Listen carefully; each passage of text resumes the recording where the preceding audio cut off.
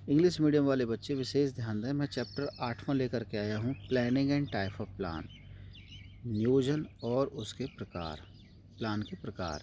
ठीक है ना। तो मैं आज आपका पहला ही जो क्वेश्चन है वो यही है कि मीनिंग ऑफ प्लानिंग, प्लानिंग किसे कहते हैं, नियोजन किसे कहते हैं। ठीक है। मैं टूल किट से याद करना है, it refers to thinking beforehand, किसी काम को करने से पहले उसके बारे में सोचना क्या कहलाता है, कि प्लानिंग होता है। तुम इसको ये भी लिख सकते हो कि इसके बाद क्या लिखोगे, under this is decided what is to be done, क्या करना है, how is to be done, कैसे करना है, when is to be done, कब करना है, whom is to be done, कैसे किया जाएगा, कौन करेगा, ये सारी बातें deciding about the these aspect is called planning, इन सब का निर्धारण करना ही क्या कहलाता है, प्लानिंग कहलाता है।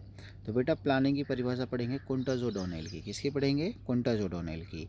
Planning is deciding in advance what is to be done, what is do, क्या करना चाहते हैं, हु टू डू, कौन करेगा, कैसे करेंगे, when to do and whom to do. तो इन सभी बातों का ध्यान रखना ही क्या कहलाता है, प्लानिंग कहलाता है। अब बात करता हूँ मैं प्लानिंग की फीचर्स। तो अगला क्वेश्चन मेरा यही है कि प्लानिंग की विशेषताएं बताओ। तो प्लानिंग की कुछ विशेषताएं थी। Number 1, planning focus on achieving objective. Planning का पहली विशेषता है कि इसका जो मेन उद्देश्य है वो उद्देश्यों पर निर्धारित होता है। Management being with the planning and plan being with the determine the objective, कि मैनेजमेंट के लिए जो प्लानिंग की जाती है तो उसके लिए किसका निर्धारित किया जाता है, उद्देश्य निर्धारित किए जाते हैं। In the absence of objective no organisation can over the throw about, मतलब बिना और उद्देश्यों के तो कोई भी संस्था नहीं चल सकती। तो with the determine of objective with the achieving the objective is decided into the planning. ठीक है ना। तो संस्था के जो उद्देश्य निर्धारित किए जाते हैं वो किसके द्वारा किए जाते हैं, प्लानिंग के द्वारा किए जाते हैं। Number 2, planning is the primary function of management. प्रबंध के 5 फंक्शन होते हैं ना, मैंने पढ़ाया था। तो ये प्लानिंग का सबसे पहला फंक्शन है। कौन सा, फर्स्ट, प्राइमरी फंक्शन, पहला function. Planning is the first important function of the management. The other function, organising हो गया, स्टाफिंग हो गया, डायरेक्टिंग हो गया, कंट्रोलिंग हो गया। In the absence of planning no other function management can be perform. तो सिंपल सी बात है कि this is the base of the other function of management, कि प्लानिंग ही हमारा सबसे बेस फंक्शन होता है। Planning is परवेसिस। परवेसिस का मतलब होता है फ्यूचरिस्टिक्स। इसको हम क्या बोल सकते हैं, फ्यूचरिस्टिक, फ्यूचरिस्टिक, कि प्लानिंग जो होती है भविष्य से संबंधित होती है। ठीक है ना। तो ये भविष्यवादी होती है। Since the job of planning is perform by the manager are different level working enterprises, it's the appropriate to call it all premises. Planning is an important function of the every manager. He may to manager, director of the organization or foreman in a factory. The time spent on the high level management process the planning comparatively more than the time spent by the middle level and lower level management. तो मैं ये ध्यान रखना है ना कि जो planning होती है ये परवेसिज होती है, पहले से फ्यूचरिस्टिक होती है।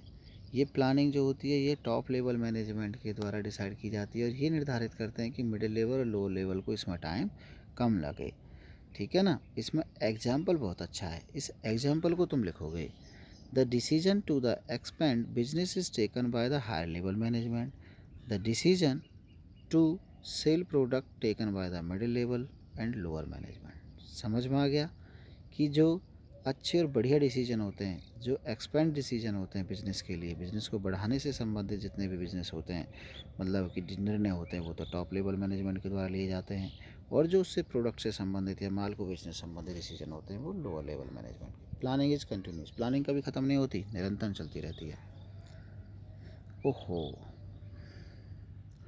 planning is continuous process because plan is performed the particular period, hence there is a spend for expiry. In case of many discontinued plan is to be revised. तुम इसे ध्यान रखना कि प्लानिंग एक कंटिन्यूस प्रोसेस है, मतलब planning कभी ख़त्म नहीं होती, निरंतर चलती रहती है। ठीक है ना। Plan are prepared for a particular period, plan are prepared for a particular period, कि विशेष पर्टिकुलर पीरियड, जैसे पीरियड खत्म हो गया फिर प्लान की जरूरत, hence there is a need for a new plan after expire the period. ठीक है ना, बस काफ़ी है। प्लानिंग इज़ फ्यूचरिस्टिक, वो परविसेस था ना, परविसेस एनीवेयर है इसका मतलब, कि प्लानिंग की ज़रूरत हर जगह होती है। परविसेस की मतलब क्या होता है कि इसकी जो आवश्यकता जो होती है वो हर जगह होती है, चाहे वो टॉप लेवल मैनेजमेंट हो, चाहे लोअर लेवल मैनेजमेंट हो, चाहे मिडिल लेवल मैनेजमेंट हो। पढ़ लेना। Planning is desire to the plan of action is to be done, how is to be done, when is to be done, whom to be done, all activities are to be linked to the future। समझ गए ना, तो इसे futuristics होती है। Planning involve the decision making, planning के अंतर्गत निर्णय की शक्ति शामिल होती है। Planning become necessary when there is a many alternative do a job, कि इसके अंतर्गत बेटा कुछ निर्णय लेने की शक्ति शामिल होती है। A planner choose the most appreciate alternative, कि जो योजना बनाने वाला होता है कि उनमें से किसी एक निर्णय को लेता है जिससे संस्था के उद्देश्यों को प्राप्त कर। Therefore it can be assured the planning is process selecting the best and rejecting the inappropriate. ठीक है, जो बेकार के पॉइंट होते हैं उनको तो छोड़ दिया जाता है, जो बेस्ट पॉइंट होता है उसको चूज़ कर लिया जाता है और उसी के संस्था के उद्देश्यों को प्राप्त किया जाता है। Planning is a mental exercise, ये भी लिख देना कि प्लानिंग क्या है, एक दिमागी क्रिया है। कि planning is non the mental exercise is related to the thinking before something, करने से पहले सोचना ही प्लानिंग है। जैसे what is to be done, who is to be done, when is to be done, who to be done.